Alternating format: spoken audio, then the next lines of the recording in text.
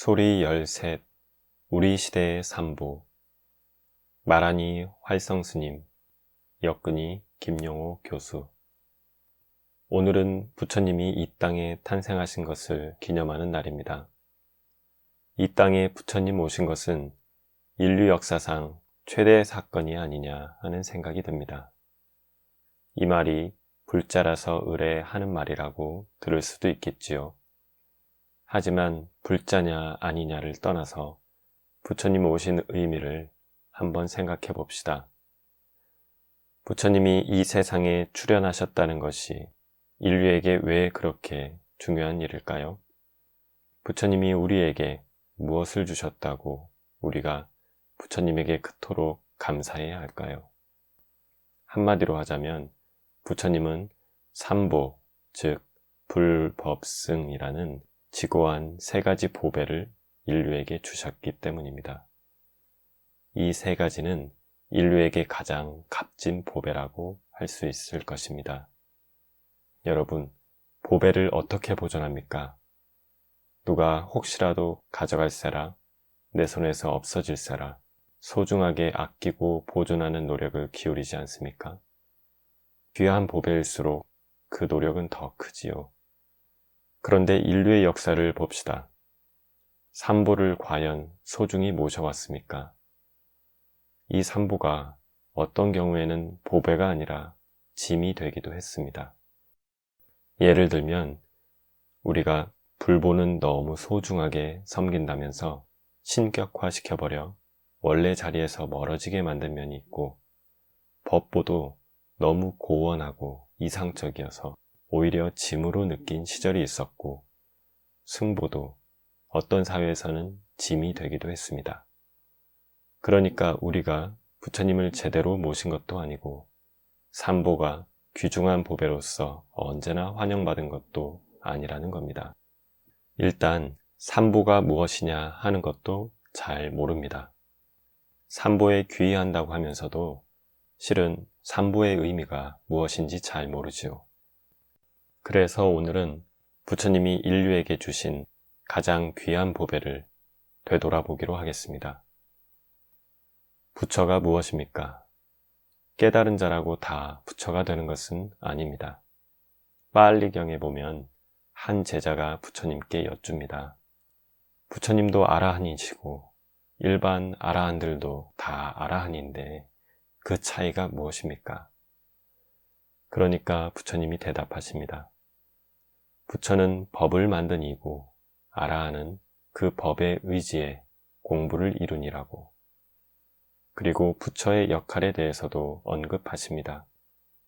비구들이여, 열애는 아라한이고 바르게 완전한 깨달음을 성취한 사람이다. 비구들이여, 귀를 기울여라. 불사는 성취되었다. 네, 이제 그대들에게 가르쳐 주리라.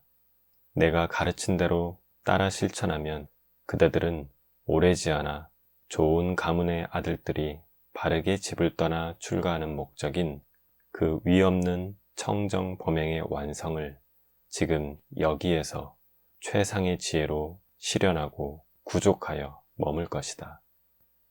이 말씀은 나는 없던 법을 세우고 넘어져 있던 법을 일으키고 많은 사람들이 그 법의 의지에서 향상의 길을 나아가도록 하기 때문에 부처이고, 다른 아라한들은 그러한 나의 길의 의지에서 깨달음을 얻었기 때문에 아라한이다 라는 뜻입니다. 깨달은 사람은 많습니다. 그러나 깨달아서 법을 설해 주신 분은 한 세상에 한 분뿐이고 그분이 부처입니다. 부처가 한 분뿐이니 법도 하나입니다. 요컨대 부처도 한 분, 법도 하나, 그 법을 실천하는 승가도 하나입니다. 그런데 대승불교에 들어오면 부처의 수가 무척 많아집니다. 그 때문에 혼동도 있지만 부처는 법을 제정해서 펴신 분이다 라고 이해하면 정리가 됩니다. 그러니까 법을 펴신 분이 부처이고 부처는 한 세상에 한 분뿐입니다. 그러면 과거불, 미래불은 무엇인가요? 세상은 성주괴공 거듭합니다. 그에 따라서 인류도 일어났다가 쇠퇴해서 멸망하고 다시 일어나는 순환을 반복합니다. 세상이 공의 단계로 들어서면 모든 게 없어지니까 그 다음 성의 단계에 들어서면 과거에 뭐가 있었는지 아무도 모르지요. 그래서 새롭게 세상이 생성될 때마다 적당한 시기에 부처님이 나오셔서 법을 새로이 제정 선포하십니다. 과거에도 우주가 여러 번 성주괴공함으로써 법도 나타났다 사라졌다 했습니다. 그렇기 때문에 연등불 같은 과거불들이 나타나셨지요. 또 다음에 미륵불이 온다는 걸 여러분 알고 계시지요. 앞서 정리한 부처의 개념에서 보면 석가모니 불의 법이 완전히 쇠퇴해서 사라지기 전에 새로운 부처가 나타나는 일은 있을 수 없습니다. 석가모니 부처의 법이 있는 한 새로운 부처는 안 나옵니다. 미륵불은 어떤 분인가 하면 우리 인류가 멸망한 다음 일정 시기가 지나서 다시 새로운 인류 또는 인류 비슷한 존재들이 자리 잡을 때, 그래서 모든 조건이 안정되어 본격적인 가치를 실현할 여건이 되었을 때 나오는 부처입니다. 그 미래불은 숙이 되어 기다리고 있는 분이겠지요. 우주가 성주괴공하는 일은 끝없이 진행되니까 그런 식으로 부처도 무수히 나오겠지요.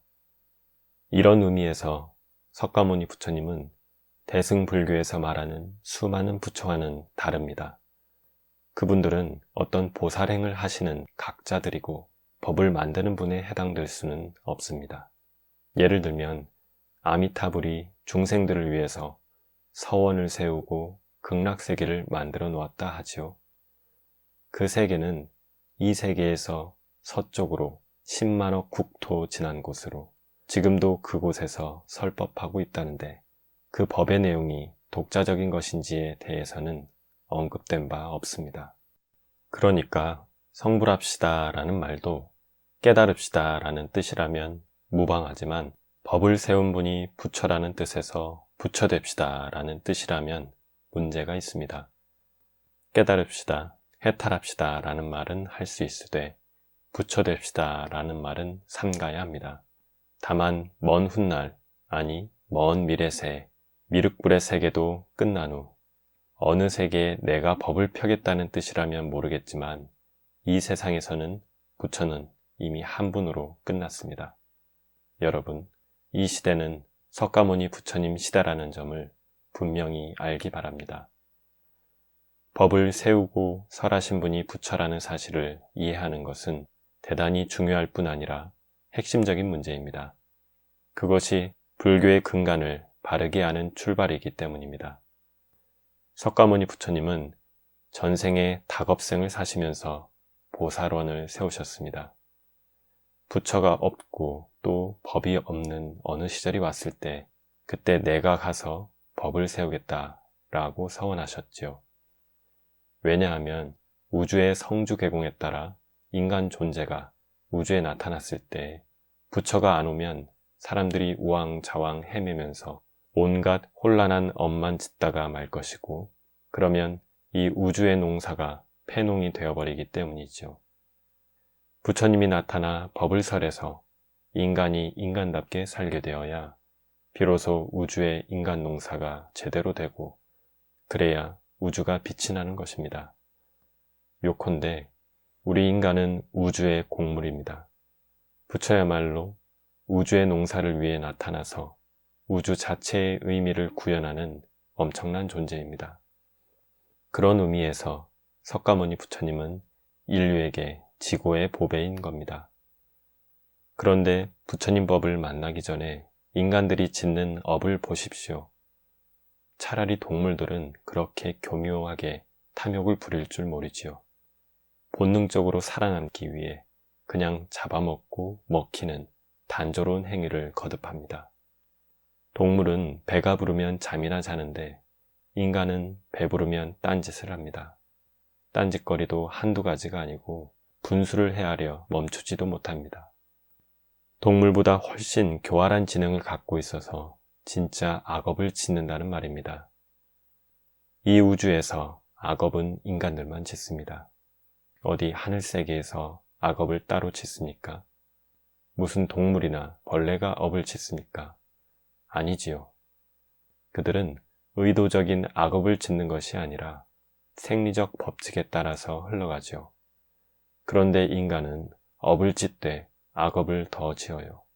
왜? 몸과 마음이 구조적으로 탐진치의 지배를 받고 있기 때문입니다.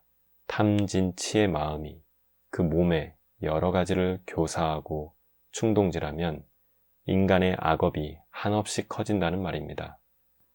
의도하고 욕심내고 더 탐하고 더 성내는 탐진치의 무한 팽창, 이것이 인간의 특성입니다.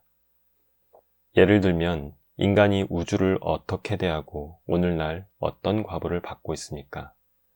요즘 환경 위기를 말하고 있는데 그것이 자기 탓은 아니고 모두가 남 탓인 듯 행동합니다.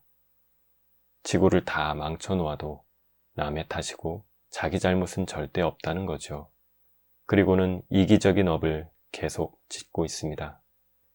그러한 업 짓는 존재들에게 부처님법이 없다면 참으로 난감한 일입니다. 반면 업 짓는 존재인 인간은 그로 인해 다른 가능성도 갖고 있습니다. 인간이 선업을 지으면 한없이 향상해서 그 어떤 존재도 하늘의 신들마저도 따라올 수 없는 위대한 존재가 될 수 있는 겁니다. 그것이 인간입니다. 다시 말해 인간은 무한 가능성을 지닌 존재지요. 문제는 그 가능성을 어떤 쪽으로 실현하는가입니다. 부정적인 쪽이든 긍정적인 쪽이든 가능성은 열려 있습니다. 그 가능성의 존재에게 부처님이 법을 가르쳐 주심으로써 드디어 인간이 우주에서 어떤 신보다도 높이 향상할 수 있도록 긍정적 길을 열어두셨다는 말입니다. 불교에서는 부처가 범천보다 위입니다.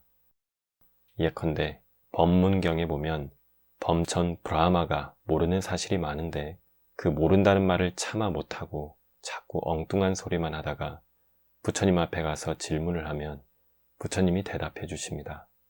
그처럼 부처는 범천을 가르치는 존재이고 우리 인간들은 부처와 존재면에서 동격인 아라한이 될 씨앗입니다. 아라한으로 탄생하는 게 아니라 인간의 완성이 아라한이라는 뜻입니다. 인간 완성을 이룩할 잠재력을 가진 우리가 부처님 덕분에 드디어 인간 완성을 향할 수 있게 되었고 또 그 가능성을 실현해낼 수 있게 되었습니다.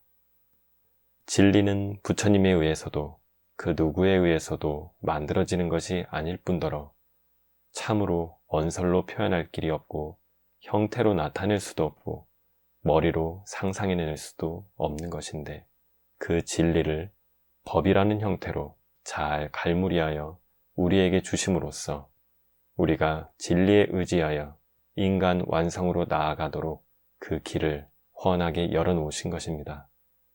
그래서 부처님입니다. 그것이 불보의 의미입니다. 그 때문에 우리가 아침 저녁으로 석가모니 부처님께 예불을 올리고 공양을 올리고 감사의 인사를 드리는 겁니다. 다음 법보로 넘어가기 전에 불보와 법보의 관계를 생각해 봅시다. 경에 보면 부처님이 돌아가시는 모습이 나옵니다. 오늘이 탄신일인데 돌아가시는 모습을 말하는 데는 나름 이유가 있습니다. 남방에서는 외삭가라고 하는 4월에서 5월 만월에 탄신일, 출가일, 성도일, 열반일을 다 모아서 같은 날로 봉축하지요. 그래서 탄신일인 오늘 부처님 열반에 대해 돌아보는 것도 각별한 의미가 있다고 하겠습니다. 부처님이 마지막에 이르러 고약하게도 식중독을 일으켜서 굉장히 고생을 하십니다. 옆 사람이 부처님이 돌아가시는구나 하고 걱정할 만큼 그렇게 고생을 하십니다. 그리고 가까스로 회복하셔서는 조금 지나서 열반에 드십니다. 이 대목은 어떻게 보면 꽤 실망스럽습니다. 많은 사람들이 실망하죠. 부처는 모든 것이 남달라야 할 텐데 돌아가시는 모습이 뭐 이리 평범하냐. 그럼 우리와 다를 게 뭐냐? 이렇게 생각하기 쉽지요. 반면에 태어날 때 이야기는 얼마나 거룩합니까? 여인의 옆구리에서 태어나서 땅에 닿자마자 사방을 턱 보면서 7걸음을 걷고 천상천하 유아독존이라는 개송을 읊으셨죠. 그런데 돌아가시는 모습은 왜 이리 처량하냐? 왜 부처님이 그렇게 돌아가셨을까? 이 대목에서 깊이 생각할 것이 있습니다. 그것은 무엇보다 부처님과 부처님이 설하신 법, 즉 불보와 법보 두 보배가 모두 중요하다는 사실을 이해하는 일입니다. 부처님이 평생을 바쳐 법을 만들어 놓으셨는데 우리에게 남은 가장 중요한 일은 이 법이 변질되지 않고 타락되지 않고 계속 잘 존속하도록 유지하는 것입니다. 만드신 입장에서 보면 법이 오래오래 생생하게 원형 그대로 잘 보존되는 것이 중요합니다. 부처님 법은 처음도 좋고 중간도 좋고 끝도 좋으며 의미와 표현을 구족하여 더할 나위 없이 완벽합니다. 완벽하게 법을 설하시고는 이만하면 되었다고 생각하시고 할 일을 다 마쳤으니까 열반에 들어야겠다고 하신 겁니다. 그만큼 법은 완성된 것입니다. 이제 우리가 할 일은 이 법이 제대로 전해지지 못하게 하는 요소들을 살펴 법을 지켜내는 일입니다. 가장 걱정스러운 것은 불법이 변질되는 문제입니다. 사람들이 몰라서 무시하고 외면하고 지나가 버린다면 법은 그나마 그런 대로 남아있을 텐데 문제는 법을 향해서 오는 사람들의 유형에 따라 법이 크게 변질되어 버릴 수 있다는 겁니다. 그 중에 제일 큰 문제는 부처를 신으로 만들어 버리는 것입니다. 부처를 신으로 만드는 것, 그게 제일 위험합니다. 이해가 되십니까?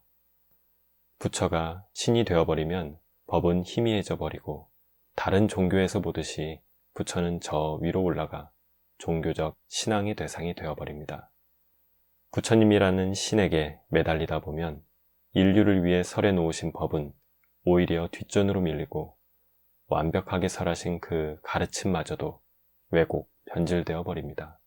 당시에도 이미 그런 상황이 많이 벌어졌거든요. 부처님을 10가지 이름으로 부르면서 그야말로 떠받들어 모셨지요. 10가지 이름 자체는 오히려 신격화를 막는 세심한 장치의 성격이 짙은데 중생들은 도리어 맹목적으로 떠받드는 근거로 삼으려 들었으니까요. 부처님 입장에서 볼 때 내가 살아있는데도 이러는데 내가 죽고 나면 어떻게 될 것인가? 완전히 신이 되고 우상이 되어버리고 말 거다. 이렇게 염려하셨겠죠. 그래서 신이 안 되도록 죽는 방법이 중요한 겁니다. 장엄하고 거룩하게 죽으면 신으로 받들어지기에 딱 좋은 효과를 내니까 가장 평범하게 돌아가셔야지요. 육신, 이것은 너나 나나 똑같다. 신의 자질도 아니고 아무것도 아니다.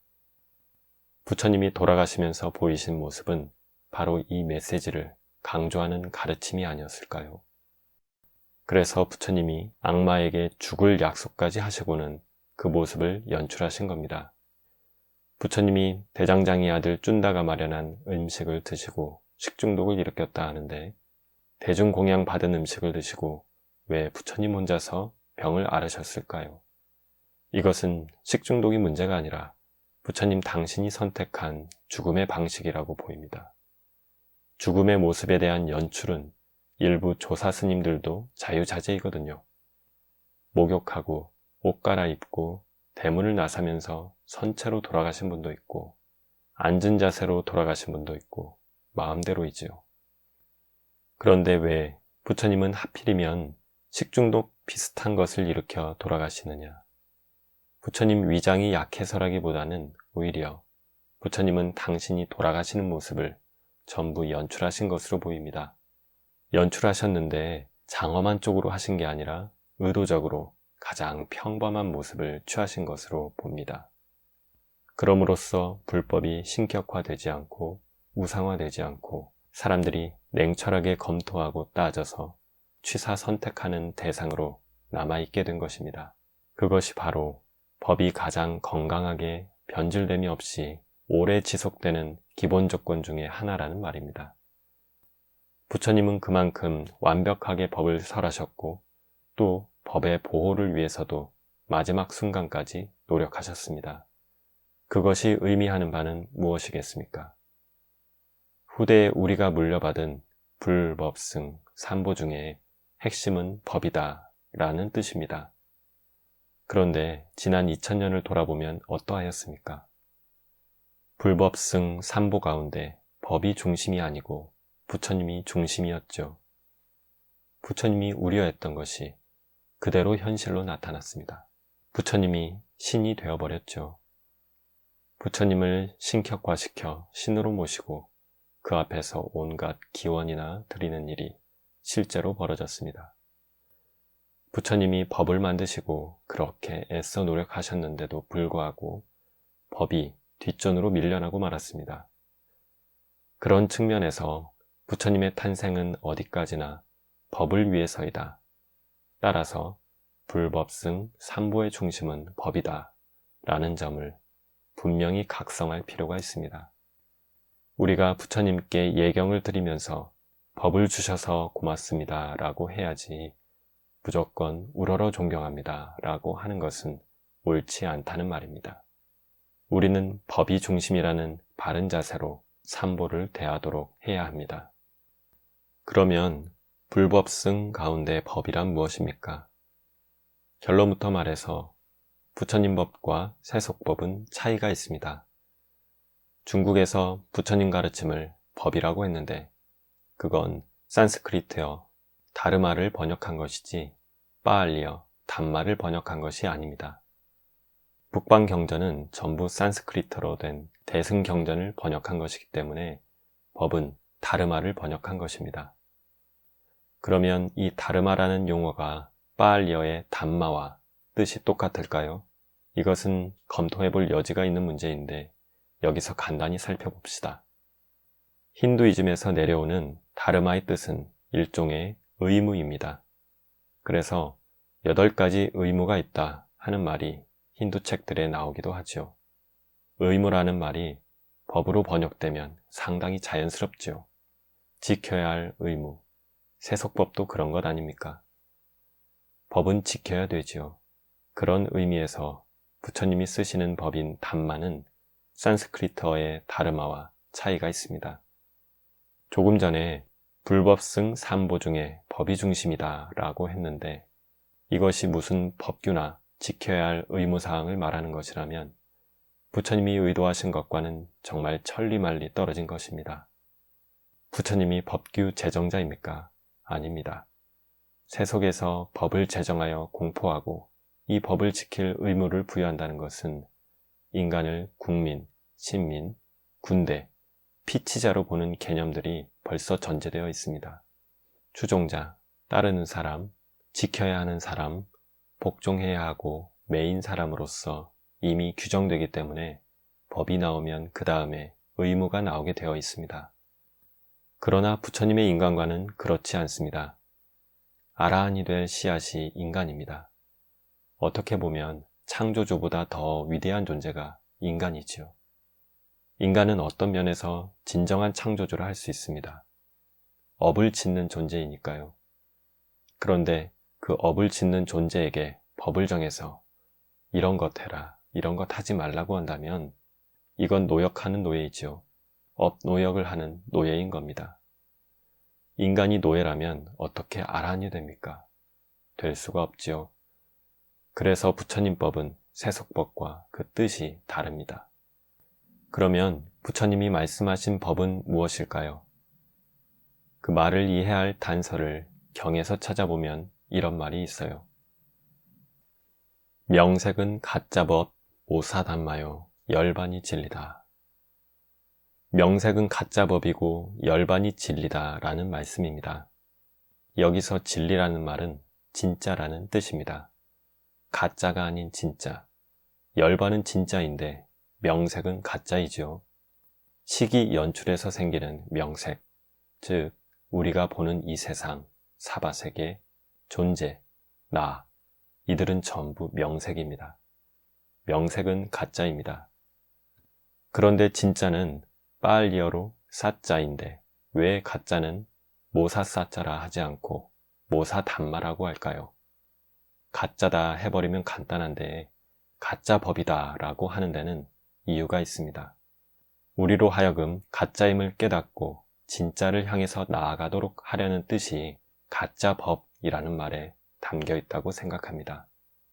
흔히 법, 단마라는 말은 사물이나 현상 등으로 번역하기도 하지만 제 생각은 좀 다릅니다. 요컨대 부처님이 법을 주셨다는 것은 중생으로 하여금 당신이 깨달은 그 구경의 경지를 향해서 나아가도록 방향을 틀어주려는 것입니다. 그것이 법입니다. 다시 말해 법이란 부처님이 열반이라는 방향을 제시해 주신 가르침입니다. 그러니까 법은 부처님이 세우셨고 중생에게 주신 것입니다. 그리고 중생은 그걸 받았으니까 어떻게든 그것을 실천하고 존속시켜야 되지 않겠습니까? 법은 부처님이 중생에게 주신 것이고 중생이 그걸 받아서 살려내는 것이 도입니다. 그 걸어야 할 길, 도는 팔정도입니다. 이렇게 보는 것이 법과 도의 관계를 이해하는데 대단히 중요한 핵심입니다.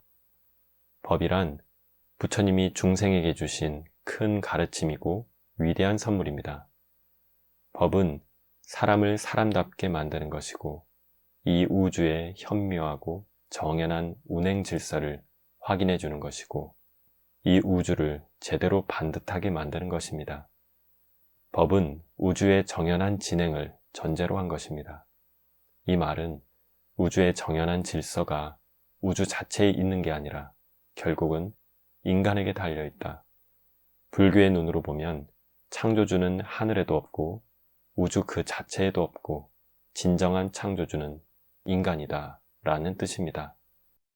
그리고 인간의 그러한 창조력이 다름 아닌 업력입니다. 그런데 인간의 창조력이라는 것이 대부분 탐진치에서 나오기 때문에 문제입니다. 창조력이 잘못 쓰이고 있어서 탈입니다. 인간은 탐진치 때문에 이 우주를 망가뜨리기 쉽게 되어 있지요.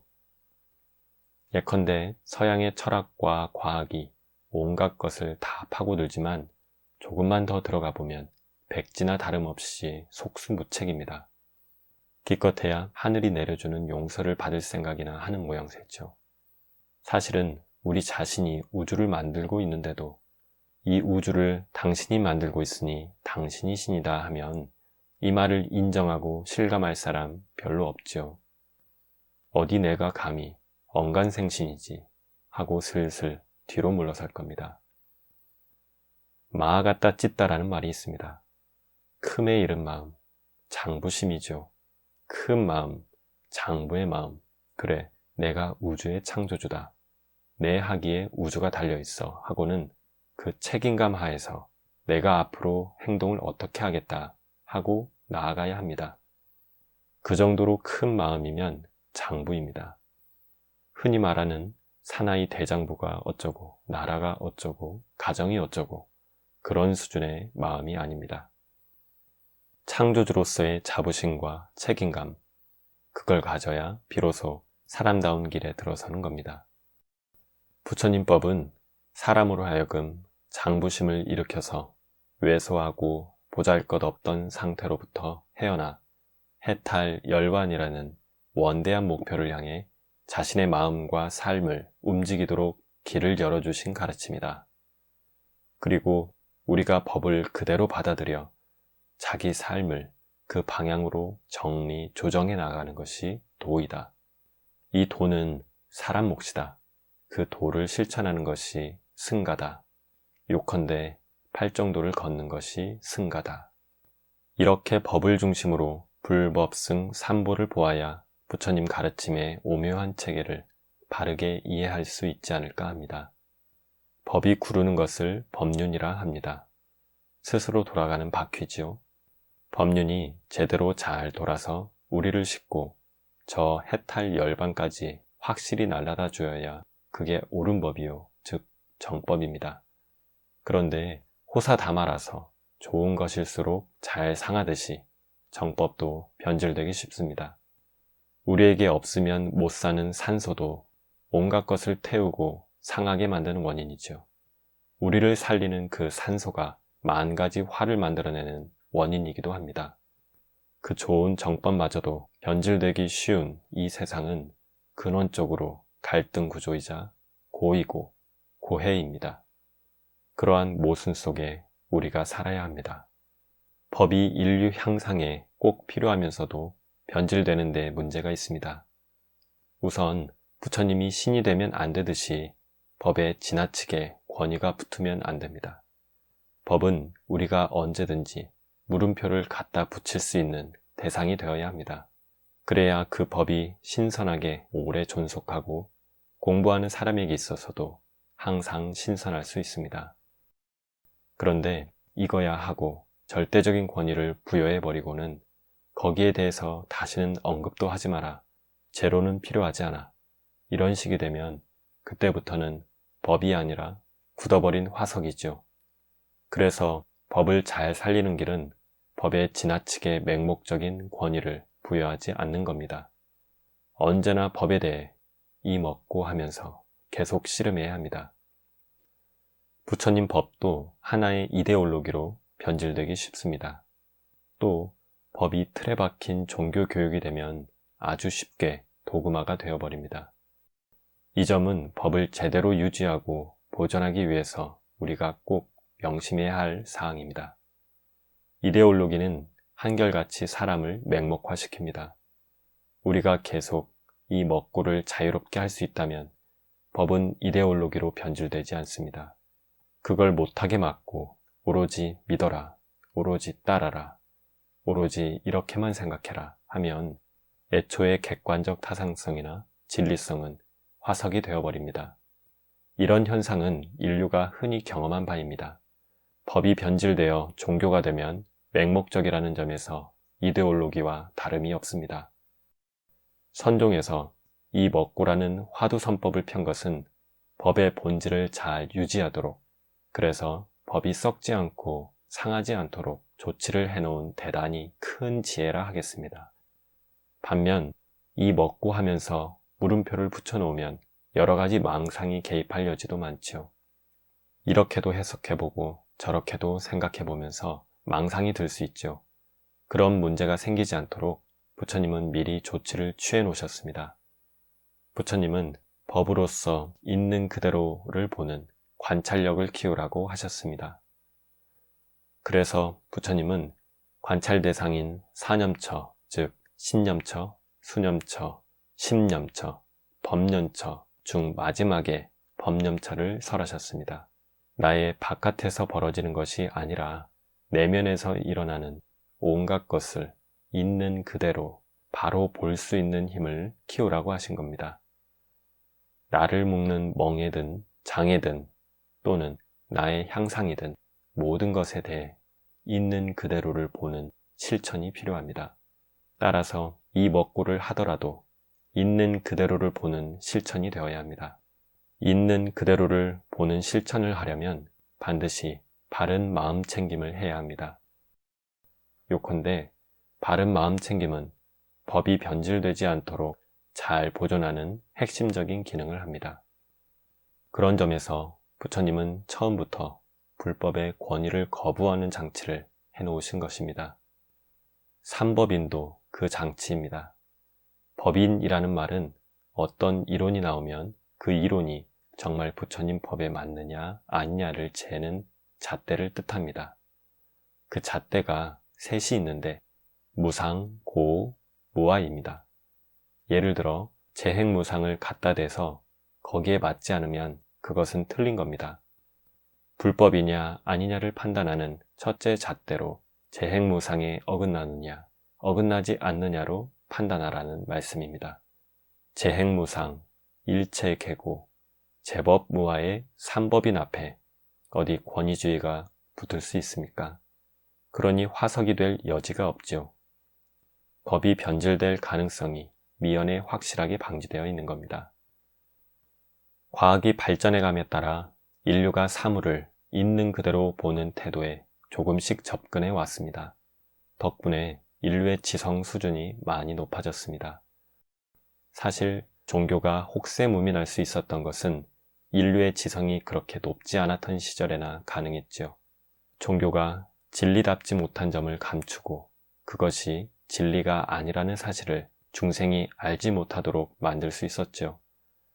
거기다가 중생을 우매하게, 우치하게, 어리석게 만들죠.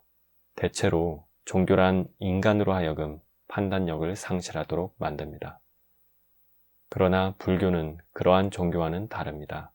불법은 대단히 질서정연한 체계이고 이해하기 어려운 대목은 잘 갈무리하여 누구나 쉽게 접근할 수 있도록 되어 있습니다. 한편 부처님법은 또 어떻게 보면 이해하기 어려운 면도 많아서 법을 능히 이해하려면 인류의 지능과 지성이 그만큼 성숙해야 합니다. 그래야 법을 알아도 정확하게 알고 바르게 알 수 있습니다. 오늘날 인류는 불교를 이해할 토양과 조건을 갖추어가고 있습니다. 서양에서도 얼마나 많은 사람들이 불교의 영향을 입고 불교에 귀의해 왔습니까? 서양이 동양을 발견한 이후로, 특히 인도와 교섭을 가진 이후로 노동력과 자원을 착취하여 얻은 물질적 이득보다는 오히려 불교를 접하면서 새로이 열게 된 정신적 시야, 안목의 확대가 사실은 더 큰 소득이고 자산일 것입니다. 여러분이 흔히 접하는 철학자, 문학가, 시인, 종교인, 과학자 할 것 없이 대단히 많은 서양 지식인들이 불교의 영향을 크게 받았습니다. 그 사람들이 내색을 안 해서 그렇지 이미 엄청난 불교의 영향을 입었고 지금도 그 범위는 날로 커지고 있습니다. 그것은 부처님법을 능히 이해할 수 있을 만큼 인류의 지능과 정서, 식견이 성숙하고 있다는 증거지요. 이러한 흐름이 법의 시대를 예고하는 문화적 바탕이 되고 있습니다. 그러다 보니 바야흐로 불교는 인류의 등불이 될 기회를 맞고 있습니다. 그동안 권위를 누리고 그야말로 기세등등했던 것들일수록 어처구니 없이 무너져 내리는 것을 우리가 보고 있지 않습니까? 서양 종교가 과학 앞에 전전긍긍하고 있고 과학도 고전 물리학이 그렇게 위축되리라고 누가 생각했겠습니까? 이 지구라는 것도 무한히 넓은 대지라고 생각해서 제국주의로 확장하던 시절이 엊그제인데 이제는 지구라는 게 정말 조그맣고 인간들이 함부로 거칠게 다루면 큰일 난다는 것도 깨달아가고 있지 않습니까? 내가 어떻게든 이 조그마한 지구촌에서 살아야 하는 존재라면 이 지구도 내가 잘 관리해야 되겠다 하고 마음먹는 것, 이게 바로 창조주로서 인간의 첫걸음 아닙니까?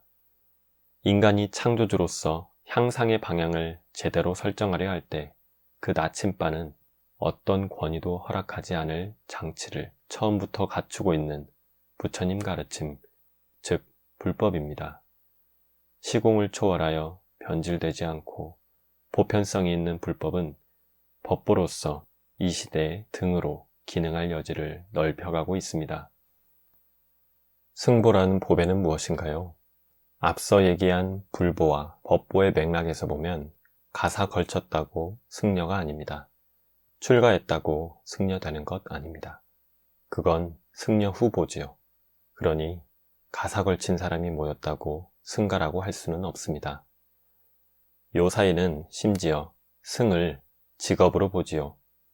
그래서 불교에서도 성직자라는 용어를 주저없이 붙입니다. 성직이라는 건 뭡니까? 성직이라는 것은 종교적 직업이고 종교적 직무를 수행한다는 개념입니다. 직무라는 것은 어떤 부과된 의무와 거기에 대한 보상, 또 어떤 제도적 보장 따위가 따르는 것 아닙니까? 종교라는 테두리 안에서 제복을 입고 부여된 업무를 수행하면서 급여를 받는 사람들이 성직자이겠죠. 원래 불교 승려는 성직자가 아니고 승려가 입는 옷은 제복이 아니었습니다. 출가 사문들이 입는 옷은 세상에 폐를 최소한으로 끼치는 것이어야 하지요. 인도에서는 시체를 쌌던 천 곧 태울 천을 주워서 깨끗이 빨아 황토물을 들여서 입었어요. 그게 제일 쓸모없고 용도 폐기된 천이니까요. 폐가 제일 적은 거지요.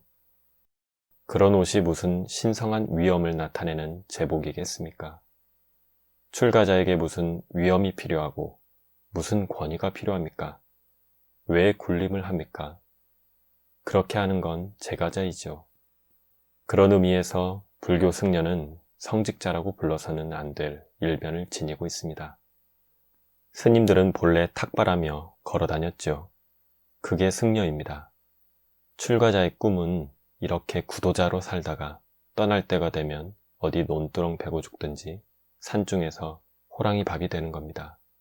그게 불교 승려의 모습입니다. 요컨대 승려는 비직업인이고 성직자라고 볼 수 없습니다. 여러분이 행여 불교가 부처님을 신으로 받드는 종교이고 승려는 성직자이고 수행터는 종교 행사장이고 속 답답하면 가서 기도나 하는 곳으로 생각한다면 어긋나도 한참 어긋난 겁니다. 물론 현실적으로 여러분이 종교로서 불교를 대하는 것도 이해 못할 바는 아닙니다.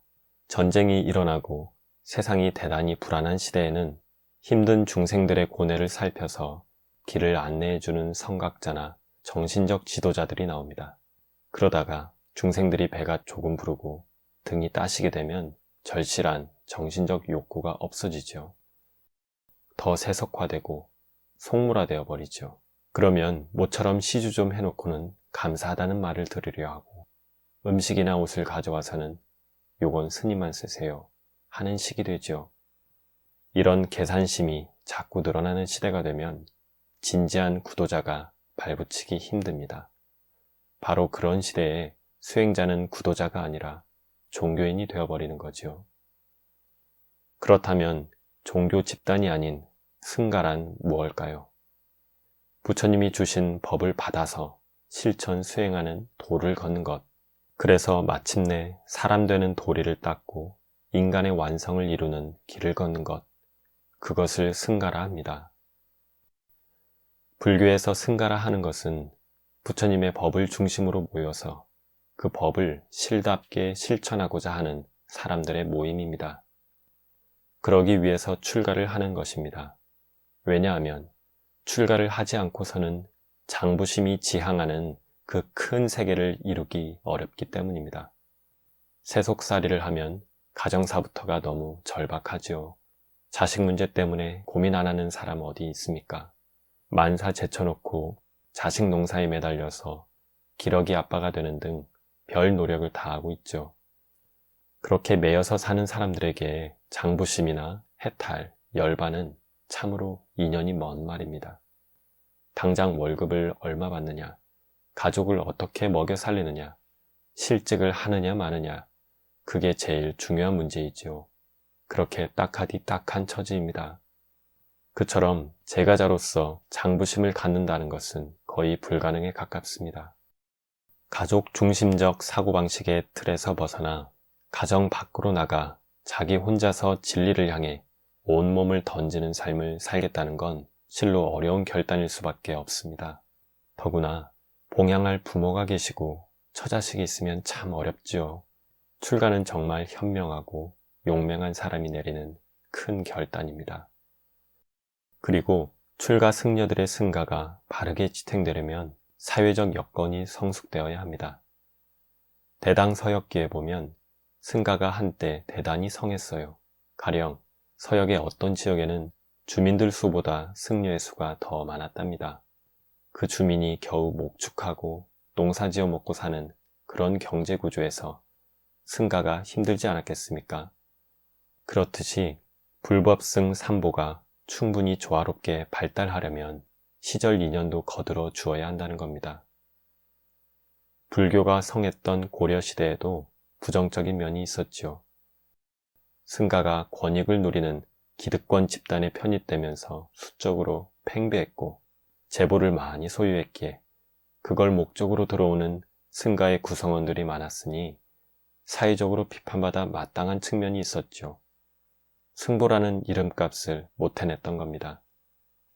또한 조선시대에는 불교의 계율이 사대부들의 기본 가치관, 특히 가족관과 매우 어긋났기 때문에 출가하기도 어려웠습니다. 철저히 가족 중심의 유교가 국가 이념이 되었거든요. 유교는 국가를 가족주의라는 이데올로기로 멋지게 포장해서 완벽하게 똘똘 뭉쳐놓았으니 그 속에서 어떻게 출가하고 수행합니까? 사실 성리학은 불교의 사유와 이상을 받아들이되 어디까지나 제가자로서 선비로서 살자는 겁니다. 알다시피 성리학이나 양명학은 유교와 불교의 절충이기 때문에 그러한 사고방식으로는 출가해서 수행한다는 것이 그만큼 어려웠던 겁니다. 이런 형편은 요즘도 마찬가지여서 스님들이 출가를 마음놓고 권장하지 못합니다. 사회적, 가족적 여건이 눈에 훤히 보이는데 어떻게 출가를 권합니까? 참 어려운 일입니다. 지적으로 성숙된 엘리트들은 사회적 요청에 먼저 끌려 들어가 버리는 상황입니다. 실로 승가가 지난 2500년 동안 보배가 되기에는 사회적 여건이 좋은 건 아니었습니다. 그런데 오늘날에 와서는 사정이 조금씩 바뀌고도 있습니다. 예를 들면 결혼 안 하고 자식 안 낳는 사람이 많은데 그걸 예전처럼 천륜을 벗어나는 것이라고 생각하지 않잖아요. 예전에는 결혼의 의미가 노동력 확보라는 면이 컸지요. 노동력이 필요하니까 사람 손이 아쉬웠고, 그러니 결혼해서 자식도 많이 낳아야 되고, 그것도 아들을 많이 낳아야 했죠. 그런데 요즘은 노동력 부족보다는 오히려 실직자 문제가 더 골치 아플 만큼 잉여 노동력이 늘어나고 있지 않습니까? 노동력 과잉에다 노동의 고급화가 진행되고 있죠.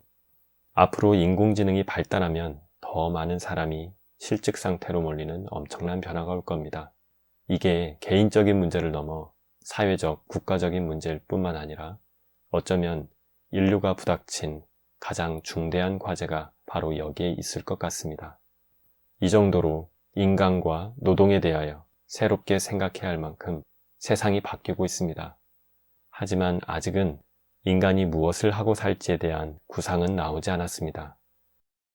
여러분은 사회에서 일찍 밀려나는 걸 불만스럽고 못마땅하게 받아들일 수밖에 없겠지만, 그러나 이 상황이 뭘 의미하고 그 국면을 어떤 방향으로 전환시킬 계기로 삼느냐 하는 각도에서 생각해 볼 필요가 있습니다. 인간 삶의 목적이 먹고 살기 위한 것만도 아니요, 자식 낳아 기르는 것만도 아니다라고 생각하게 되었습니다. 자식을 낳아서 키우는 것은 오히려 동물들이 더 완벽하게 할 수 있죠. 사람은 고의 존재로서 일단은 고를 경험하는 것이 필요하긴 한데 이 세상에서 수십 년 겪으면 족하지 않습니까? 이미 100세 시대라 하고 병 안 들고 특별히 약골이 아닌 한 120년까지 살게 된다고 하지요. 인도에서는 인생을 4단계로 나누어 젊을 때 2단계는 재가 생활을 하고 중장년기 이후엔 숲속 생활과 유행 수행을 하는 전통이 있지요. 그처럼 젊어 몇십 년은 사바세계에서 고를 경험하고 그 다음 몇십 년은 고로부터 벗어나는 노력을 하고 그리고 해탈 열반을 누리고 사는 것이 사람으로서의 본 모습입니다.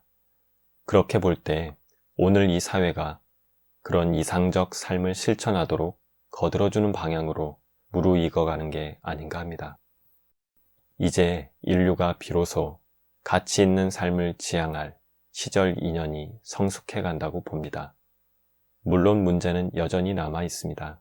우선 일 안 하면 사람 노릇 못한다고 생각하는 사고 습관의 문제가 있습니다. 그런 사고방식을 극복할 때 새로운 차원이 전개될 수 있을 것입니다.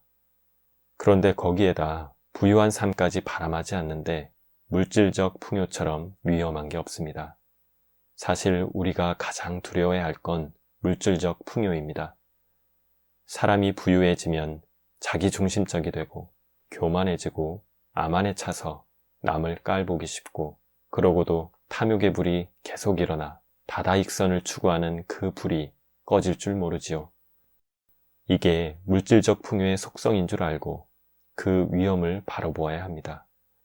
그리고 누구든 법을 실천하려면 일단 가난해야 합니다. 그 가난은 자발적으로 선택하는 청빈인데 아무나 쉽게 할 수 있는 일이 아닙니다. 그 청빈에서 오는 정신적인 기쁨과 자유는 대단히 큽니다. 그렇게 가난을 자발적으로 선택한 사람들이 정말 장부입니다. 그런 장부들이 있어서 법의 실천이 진행될 수 있고 그만큼 법은 잘 유지, 존속될 것입니다. 그러다가 때 맞춰서 인연 있는 사람들이 하나둘씩 불법을 통해서 해탈, 열반이라는 존재의 완성을 기하게 될 것입니다. 한편 출가자가 늘어나고 승가가 발전하면 또 무슨 문제가 발생하게 될까요? 역사적으로 받은 제일 큰 교훈은 카스트화입니다. 인도에서 그런 일이 일어났고 중국이나 한국에서도 승가가 전문 종교인이 되면서 일종의 카스트가 되었어요. 종교적 행사를 주관하는 종교인이 된 겁니다. 그러한 사실을 역사가 교훈으로 우리에게 가르쳐 줍니다. 이제는 그 교훈을 충분히 알고 깨달아 승가가 카스트가 되어버리지 않도록 노력해야 할 것입니다. 다음으로 제기되는 문제는 승려가 특수 기능을 가진 테크니션이 되어서도 안 되고 승가가 그런 기술자 집단이 되어서도 안 됩니다. 승려가 테크니션이 되는 것은 참 심각한 문제입니다. 그게 요가든 명상이든 뭐든 간에 그걸 기술로 내세워 팔아먹는 유혹에 빠지기가 쉽습니다. 카스트나 전문 기술자가 되는 중요한 원인이 명리욕이거든요. 명예와 이익을 얻으려 들기 때문에 특수 집단이 되어버리는 겁니다. 법을 독식하고 카스트가 되고 기술자가 되고 전문가가 되는 그런 풍조를 벗어나야 앞으로 승가가 반듯하게 유지될 것입니다. 삼보, 세보배라는 말 속에는 세보배 사이에 균형이 맞아야 한다는 뜻이 포함되어 있습니다. 가령 불보는 더 높은 보배이고 법보는 더 낮은 보배라면 삼보라는 이름이 무색하지요. 과연 우리가 정말 세보배를 제대로 모시고 있는가? 아니면 유독 그중 한 보배만 챙기는 건 아닌가? 우리가 다른 보배들을 과연 보배에 걸맞은 대접을 하고 있는가? 삼보의 문제를 이런 식으로 돌아보는 것은 조금 생경하고 의외의 문제제기일 수도 있겠습니다. 하지만 우리는 그동안 세 보배 중 유독 한 보배만 섬기고 사실 나머지 두 보배는 섬기는 둥 마는 둥 하지 않았습니까? 이 정도 말하면 벌써 여러분들이 다 알아차렸겠지만 우리는 그동안 부처님을 가장 존귀한 보배로 더 이상 비할 데 없는 특별한 보배로 생각한 나머지 법보와 승보를 등한시하는 우를 범해왔다는 것입니다. 경에 있듯이 부처님은 법을 만들어 세우신 분이고 아라한은 그 법에 의지해서 해탈, 열반을 성취하는 분입니다. 즉 부처님이 부처가 된 소위는 법을 만드셨기 때문입니다. 법을 만드신 분이니까 부처님입니다. 핵심은 거기 있습니다. 법이야말로 부처님이 이 땅에 오신 핵심 이유요. 부처가 부처된 소위입니다. 법은 스스로 보아 알 수 있고 시공을 초월해서 효력을 발휘하는 것이고 와서 보라는 것이고 우리를 향상으로 인도하고 누구나 그것을 스스로 실천하고 점검하면 진리를 깨닫게 된다. 라고 부처님이 말씀하시니 법이 그토록 중요한 것입니다. 사실 아무리 부처님이 나타나셨더라도 법을 세우지 않고 그냥 가버리셨다면 어떤 시대에 어떤 위대한 분이 있었다는 기록 이상은 남지 않을 것입니다. 그러나 원체 훌륭한 법이 시공을 초월해서 존속하면서 광휘를 발하고 우리에게 한없는 요익을 주기 때문에 부처님도 우러름을 받는 것입니다. 그러니까 부처가 보배인 것과 마찬가지로 법도 보배입니다. 또한 승가도 보배입니다. 승보이죠. 법은 아르마리 노르마라고 설해 놓으신 것이 아니고 실천하라고 설하신 것입니다. 승가가 법을 실천하기에 보배입니다. 법은 부처님의 무상지혜의 결정판으로서 인류가 가진 유산 중 최고의 유산인데 승가는 바로 그 법보를 실천 구현하는 귀한 보배인 것입니다. 법을 실천한다는 말은 사람된 도리를 최고도로 발휘한다는 뜻입니다. 인간은 부처님의 그 위대한 가르침을 실천함으로써 존재가 도달할 수 있는 지고의 완성 경지를 향해 나아갈 수 있는 유일한 존재입니다. 그 때문에 저 천상의 신들도 못하는 해탈 열반을 성취할 수 있습니다. 이것이 불교의 인간관입니다. 이렇게 인간에게 위대한 가치를 부여하는 가르침이 어디에 또 있습니까? 그런데 불교에서는 조리정연한 논리적 근거 위에서 사람이라는 존재는 모두 아라한 후보다 라고 분명하게 말합니다. 언젠가는 반드시 해탈 열반을 이루어낼 존재가 인간입니다. 그런 인간의 가치를 상징하는 것이 바로 승가입니다. 그래서 보배, 승보입니다. 그런데 오늘날 인간의 모습은 어떻습니까? 심각한 위기에 처한 오늘날 지구촌의 모습이 탐진치로 얼룩진 인간의 맨 얼굴을 그대로 보여줍니다. 어떤 과학자들은 대단히 비관적인 견해로 핵무기 확산이나 환경오염 때문에 인류가 2030년쯤 끝나거나 길어야 2050년까지 가지 않겠는가라고 합니다. 이거 얼마나 기가 찬 이야기입니까? 2050년 몇 년 남았습니까? 여기 젊은 분들은 그때 한창 활동할 시절일 텐데 그때 인류가 끝난다니 얼마나 기가 찹니까? 그런 한편 불교에서는 세상을 내다보는 견해가 다릅니다. 불교에서는 업을 중심으로 모든 것을 봅니다. 인간이 사실은 다 아라한 후보들인데 아라한 후보들이 사는 이 세상이 그렇게 쉽게 도태되고 허무하게 무너지리라고는 생각하지 않습니다. 부처님이 세워놓으신 그 법을 인류가 얼마나 깨닫고 어떻게 실천해내느냐에 따라서 지구가 존속할 기간이 늘어날 수도 있고 줄어들 수도 있다는 말입니다. 우리는 석가모니 부처님의 법과 인연이 깊은 중생들입니다. 석가모니 불법과 인연 있는 사람들은 이 지구가 성주괴공하여 멸망하기 전에 해탈 열반을 이루게 되니까 그리 불안해할 필요는 없습니다. 그러니까 불자로서 법을 실천하여 성숙하는 길을 간다면 그럴 시간은 당연히 있다는 겁니다. 우리가 석가모니 불법을 알고 실천하려고 노력하는 한 지구도 존속합니다. 그 노력을 대표적으로 하는 것이 바로 승가입니다. 승가가 있고 출가자가 해탈, 열반을 이루려 노력하는 한 인류도 지속됩니다. 그런 점에서 승가는 인류의 지속과도 연관되는 소중한 보배입니다. 여러분, 내가 바로 승보다 라는 자각만 붙들면 인류 멸망 같은 것을 걱정할 필요가 없습니다. 반드시 어느 생에서인가 해탈 열반을 이루게 됩니다. 그렇기에 승보는 불보, 법보 못지않게 귀한 보배입니다.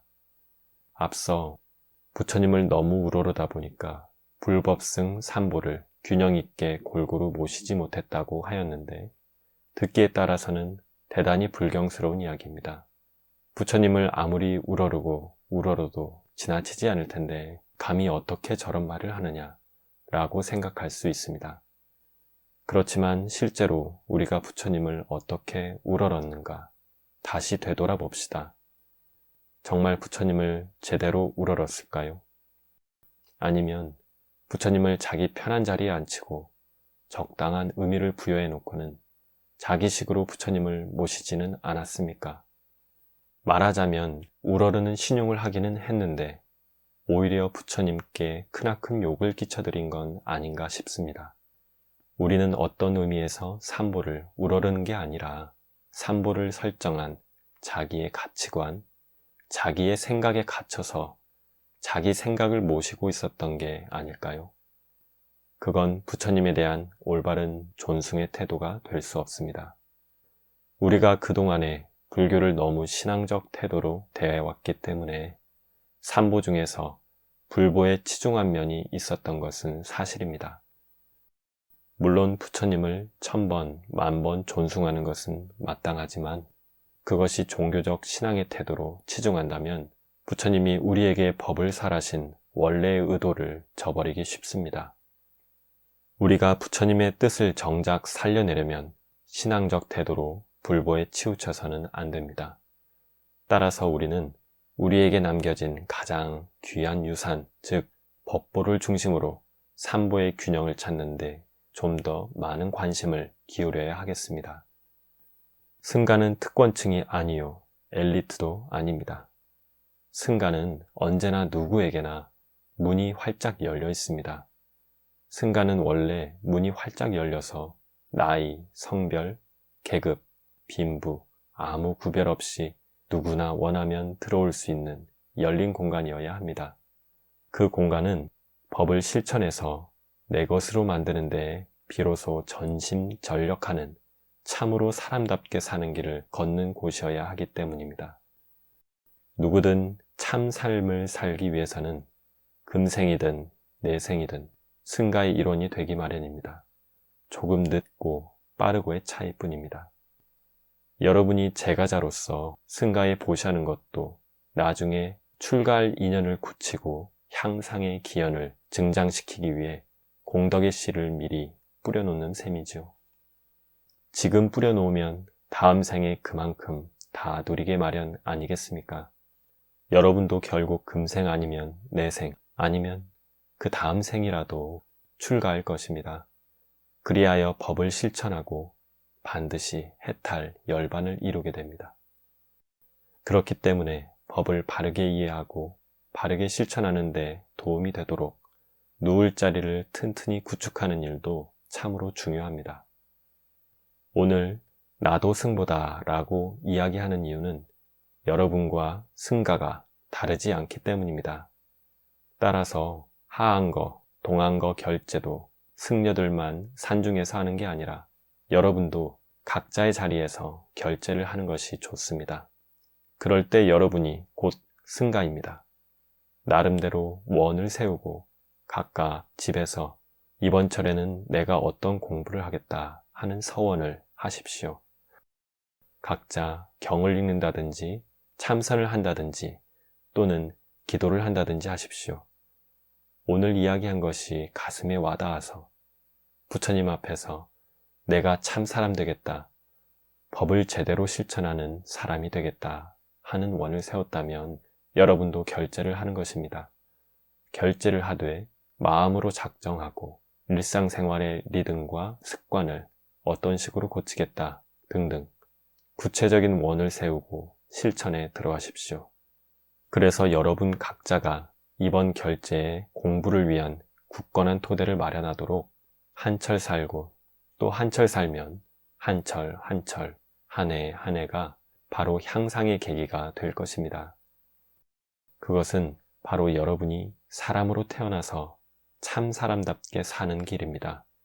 부디 여러분도 나도 승보다 라는 마음으로 그 길을 한 걸음 한 걸음 내딛고 구체적으로 실천하는 한철이 되기를 바랍니다. 간곡하게 당부드립니다.